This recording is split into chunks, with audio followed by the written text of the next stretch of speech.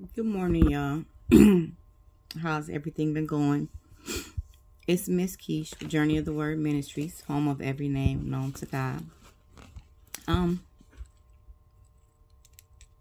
This is a weird picture for something that's supposed to be scriptural or church, so to speak. It's a picture of Snoopy. It says, "Keep looking up. That's the secret of life." Snoopy knows it, but we all don't know it. Today, I want to talk about what's the secret of life, what's the secret of happiness, what's the secret to making everything great. And a lot of us older people know Snoopy. Some of you younger ones won't. But happy-go-lucky kind of guy, no matter what was happening. And he's looking up, like we should all be doing at any time. Good times, bad times, struggles, boredom, indecisiveness, depression, just not all around sure, your greatest moments in life, a birth, a graduation, a goal met, those sad times of death, illness, alone, brokenness,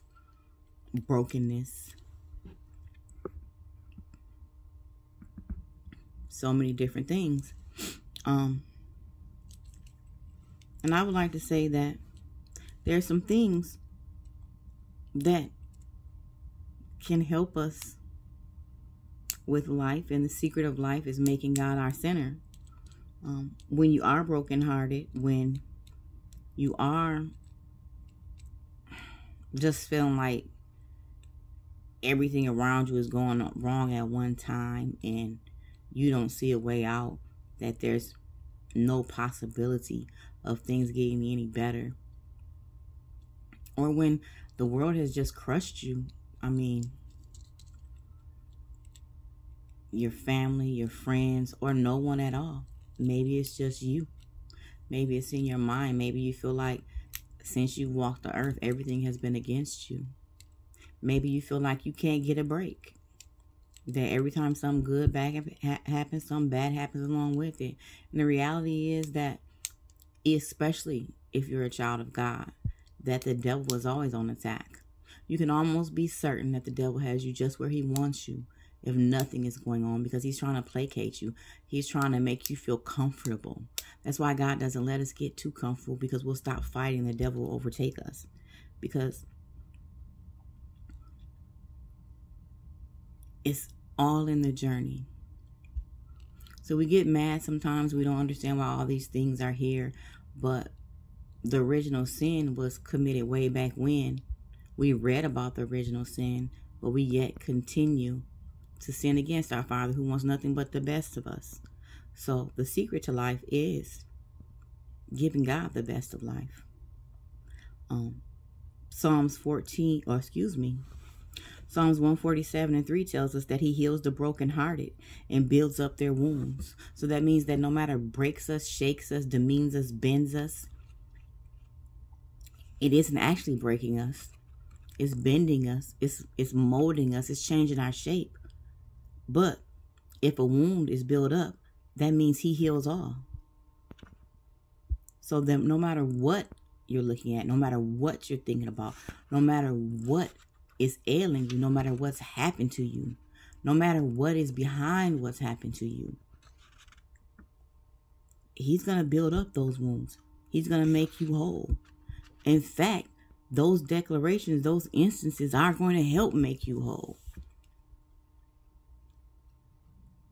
Everything is a learning lesson. So the secret to life, one of the secrets to life, is remembering that God is the center of it all, and God is your Father. He loves you unconditionally, more than you could ever love yourself or your child. And he'll be there for you, and he'll heal your broken heart. He'll build up on your wounds. He'll make you whole. The next secret to life that we can think about is 1 Thessalonians 5:17, to pray continuously, to pray without ceasing, So the first thing I would like to say is that Depending on your generation or your genre or your culture, your prayer may be different. Or you may think that type of prayer is not for you and that's the only type of prayer there is. It's not. Prayer is personal. Prayer is talking from your heart. Prayer is not hiding anything.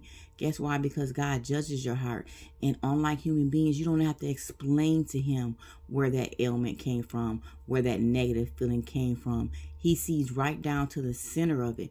And he knows the true you was hiding in there. And he's hoping that all these battles, not hoping, knowing what they'll build up to if you'll just let them. So long as you keep talking to him in relationship, prayer is being in relationship. Prayer is thanking him for everything, asking him for everything, conversing for him, looking for guidance, making him a part of your life. By praying to God, that's talking to him. Really, honestly talking to him. Don't pretend to be someone you aren't. You don't got to keep up anything. And the best thing about talking to God and that pray without ceasing is that the things that you cannot explain, the things that don't have words, he sees because he judges a man's heart. And see, we make the mistake of thinking that because we can judge an action, that we can judge a person's heart or their soul. We cannot. That only belongs to God. So stay in that continuous prayer, that pray without ceasing. Build that relationship with God that you have like with no one else. He is your best friend. He is everything. You ever hear like those love songs that say you're everything, mother, brother, best friend, sister, brother? God is all of that.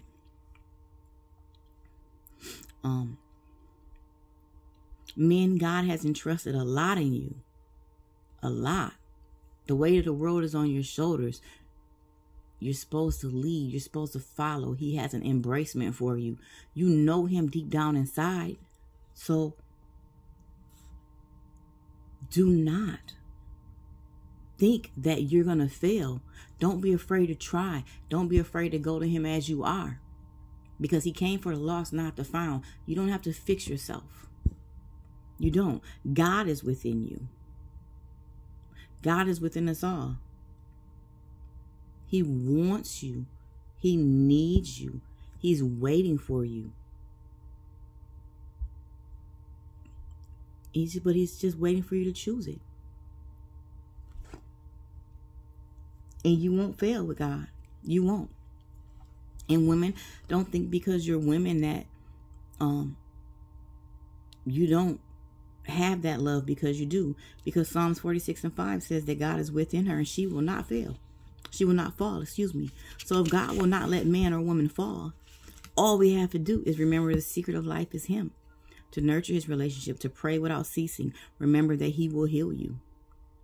And just like the greatest commandment is to love, 1 Corinthians 16:14 says, let all that you do be done with love. How much better can you get with that? If you guide with love, like the Lord has commanded us, in all that you do, and God is love, then you are making God your center. Even if you're not sure what you believe, where you believe, or how to start that relationship with God, that's one baby step that everybody can do, because we all know how to love because we're lovers of ourselves. Even the devil loves his child. So let all that you do be done with love. No malice, no hate, no envy, no jealousy, because God has everything for you that belongs to you, and no one can take that, not the devil, nor no human being. So make sure every step you take, every little decision you make has that dash of love right in there, and you'll be all right. So, to sum it all up, all you have to do is keep looking up. Up to our Father, up to our God, up to our Yahweh, up to our Adonai, up to our Jehovah Jireh, whatever you want to title him. The provider of all things is what he is. The beginning and the end. I am is what he is. He's the great I am. Everything you need will be supplied by him. And all we have to do is learn to love and do everything in love like he loves and waits on us. Let's not point fingers anymore and ask why this or why that, because that's not the true question. The true question is, why are we not walking in love yet? Why are we not praying without hesitation? Why are not we believing that he will heal us and guide us? Why are we not believing that, such as Romans 8:28 says, that everything will work together for the greater good who love him?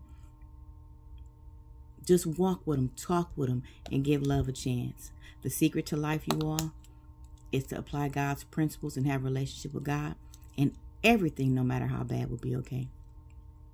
Thank you for joining me at Journey of the Word Ministries, home of every name known to God.